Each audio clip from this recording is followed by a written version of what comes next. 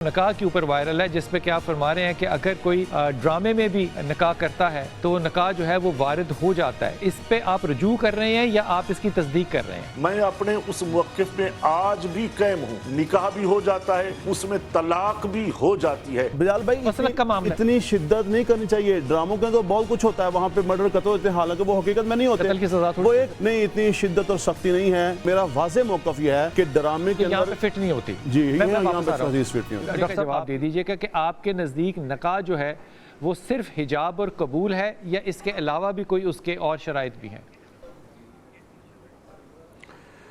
جی بلال بھائی، نکاح کا باب بہت بڑا وسیع ہے، اس میں اور رکن بھی ہیں اور شرائط بھی ہیں، کبھی نکاح واجب ہو جاتا ہے، کبھی نکاح فرض ہو جاتا ہے۔ نکاح کے شرائط اور بھی ہیں، صرف ایجاب قبول ماضی کا صیغہ اور امر کا صیغہ نہیں ہے، اس کے علاوہ اور چیزیں بھی ہیں نکاح کے اندر۔ مثال کے طور پہ کیا چیزیں ہیں؟ ایک وقت ہوتا ہے کہ نکاح وہ فرضیت کے قریب پہنچ جاتا ہے، اس وقت صرف ایجاب کی نہیں بلکہ اس فرض کو ادا کرنا ضروری ہوتا ہے۔ مثال کے طور پہ اگر بندہ یہ دیکھتا ہے کہ مجھ سے یہ فرض ہو جاتا ہے، وہ اس میں اڑا نہیں رہے بلکہ وہ نکاح کر لے۔ ایک وقت ہوتا ہے کہ وہ نان نفقہ دے سکتا ہے پھر بھی نکاح نہیں کرتا تو وہ گنہگار ہوگا۔ واجب ہو جاتا ہے کہ وہ نکاح کرے اور وہ اس واجب کو ادا کرے، چونکہ نبی کریم صلی اللہ تعالیٰ علیہ وسلم کی حدیث پاک ہے، مسلم سیاستہ کی تقریباً بخاری ابن ماجہ ترمذی کے اندر آتا ہے، حضور نبی کریم صلی اللہ تعالیٰ علیہ وسلم نے ارشاد فرمایا کہ تم میری سنت کو لازم پکڑو اور نکاح میری سنت ہے، جو اس کے اوپر طاقت رکھتا ہے وہ نکاح کرے، اور طاقت رکھنے کے باوجود بھی وہ نکاح نہیں کرتا تو وہ ہم میں سے نہیں ہے، یعنی وہ میری امت میں سے نہیں ہے، وہ بہت بڑا گنہگار ہے۔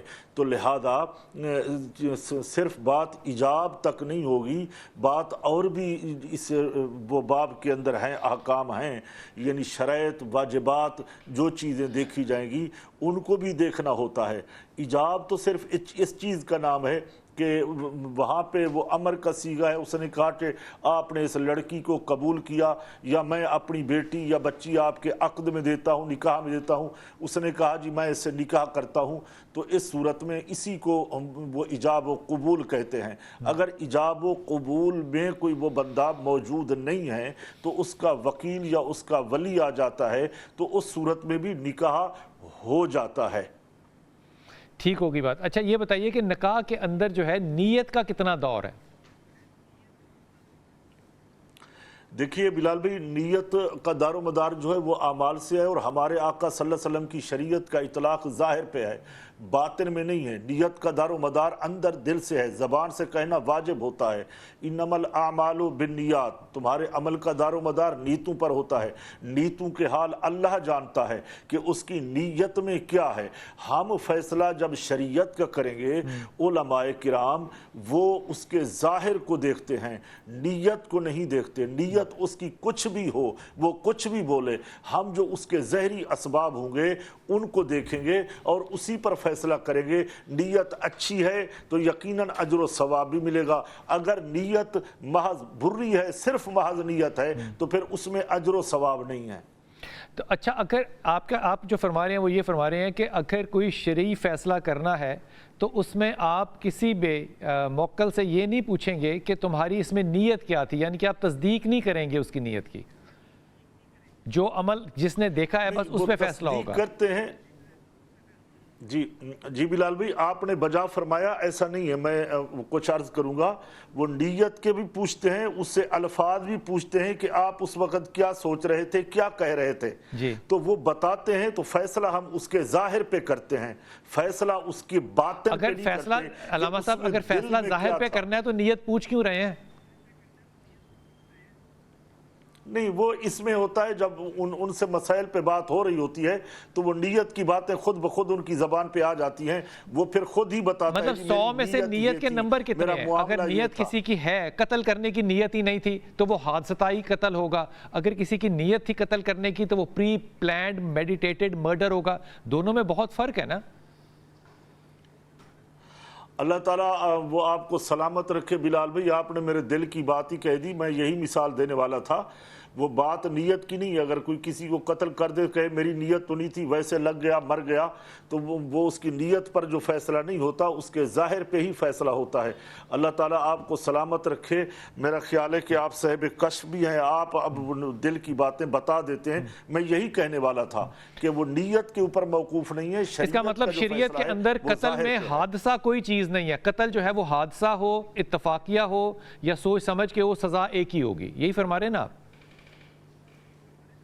نہیں، میں یہ نہیں فرما رہا، میں یہ عرض کر رہا ہوں کہ اس سزاؤں کو بھی دیکھا جائے گا، وہ صرف نیت کو نہیں دیکھا جائے گا۔ بات ہو رہی ہے نیت کی، مسئلہ صرف یہ آ رہا ہے کہ ہم صرف نیت پر نہیں جائیں گے، اس کے ظاہری جو اسباب ہیں، جو محرکات ہیں، ہم ان کو بھی دیکھیں گے، پھر ہم فیصلہ کریں گے۔ اچھا، یہ جو آج کل آپ کا بڑا وائرل، ماشاءاللہ آپ کے کئی ویسے کلپس جو ہیں وہ بڑے وائرل ہوتے ہیں، ان میں سے ایک جو ہے وہ نکاح کے اوپر وائرل ہے، جس پہ کہ آپ فرما رہے ہیں کہ اگر کوئی ڈرامے میں بھی نکاح کرتا ہے تو وہ نکاح جو ہے وہ وارد ہو جاتا ہے۔ اس پہ آپ رجوع کر رہے ہیں یا آپ اس کی تصدیق کر رہے ہیں؟ بلال بھائی، اللہ تعالیٰ آپ کو برکتیں عطا فرمائے۔ آپ سے ایک پرانا تعلق ہے، میرا خیال ہے اسی پروگرام کے اندر یہ بحث چھڑ گئی تھی۔ میں اپنے اس موقف پر قائم ہوں۔ میں نے حدیث ابن ماجہ کا حوالہ دیا تھا، اس میں نبی کریم صلی اللہ تعالیٰ علیہ وسلم کی حدیث ہے کہ مذاق میں اس میں جو حقیقت ہے وہ حقیقت ہی غالب رہتی ہے۔ اس حدیث کے راوی حضرت ابو ہریرہ ہیں۔ میرے پاس اسی طرح کی 14 حدیثیں ہیں سیاستہ کے اندر۔ میں اپنے اس موقف میں آج بھی قائم ہوں۔ وہ ایک طبقہ ہے جو اس کا انکار کرتا ہے کہ جناب وہ ڈرامے کے اندر نکاح نہیں ہوتا، میں آج بھی اس پہ قائم ہوں۔ نکاح بھی ہو جاتا ہے، اس میں طلاق بھی ہو جاتی ہے، چاہے وہ جتنی ہی ہمارے ساتھ مسائل کھڑے ہوئے، وہ جو سوشل میڈیا پہ وائرل ہوا، آپ بجا فرما رہے، کافی ٹیلی فون آئے، علماء کرام نے رابطہ کیا، تو میں نے ان کو یہی بتایا۔ وہ پروگرام میرا خیال ہے آپ کے ساتھ ہی تھا، وہ اس زمانے میں علامہ صاحب، اگر عورت پہلے سے شادی شدہ ہو تو پھر بھی اس کا دوسرا نکاح ہو جائے گا؟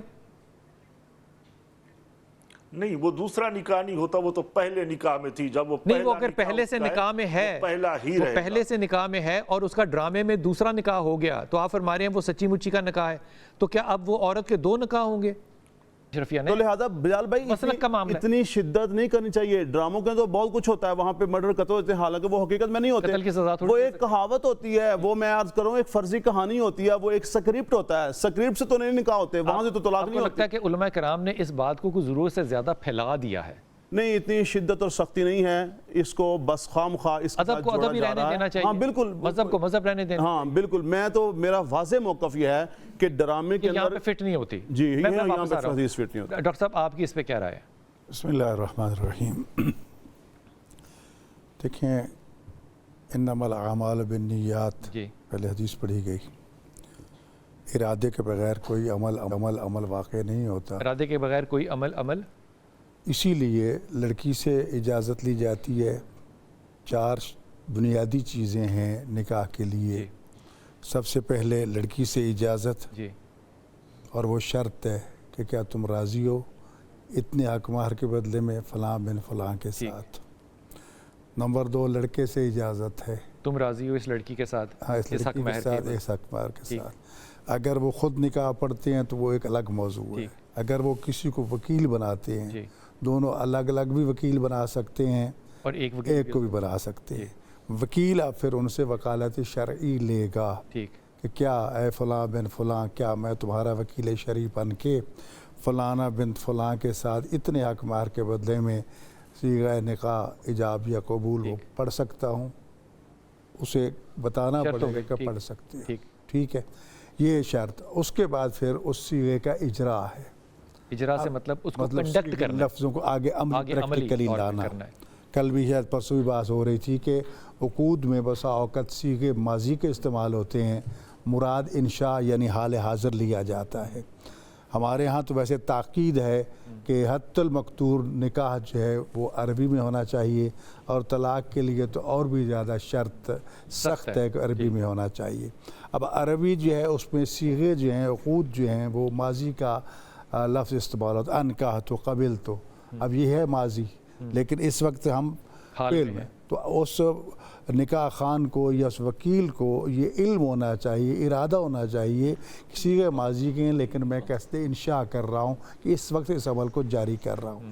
یہ 4 شرطیں ہیں نکاح کے لیے، اور طلاق کے لیے تو اس سے بھی زیادہ نکاح پہ رہتے ہیں۔ اچھا، نکاح کے لیے اب رہے گا معاملہ، چاروں میں سے کوئی بھی پوری نہیں ہوئی تو نکاح، اگر مثال طور پر لڑکی راضی نہیں ہے، نکاح نہیں ہے، لڑکا راضی نہیں ہے، نکاح نہیں ہے، اور ایجاب و قبول نہیں ہوا، نکاح نہیں ہے۔ اگر مثال کے طور پر حق مہر جو ہے اس پہ پارٹیاں متفق نہیں ہو سکیں، نکاح نہیں۔ تو یہ شرائط 4 شرطیں تو بنیادی شرطیں ہیں۔ گواہان ہمارے ہاں شرط نہیں ہے، لیکن سنت موقدہ ہے گواہان کو بلایا جائے، رات وقت نکاح کیا جائے، اعلان عام کیا جائے کہ یہ نکاح ہو رہا ہے۔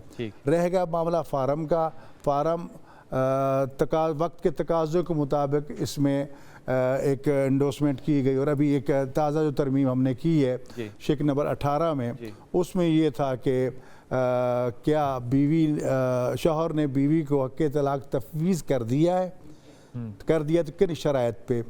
میں نے اس پہ اختلاف کیا تھا کہ حق طلاق تفویض کرنا جو ہے اس کا مطلب شوہر کو بالکل اس حق سے محروم کرنا ہے جو خالق نے اس کو دے رکھا۔ اب یہ طلاق کا فیصلہ بیوی کر سکتی ہے کے مطابق، لیکن یہاں اصل جو چیز ہے وہ ہے وکالت، کہ شوہر خود طلاق دے یا کسی کو وکیل بنا دے۔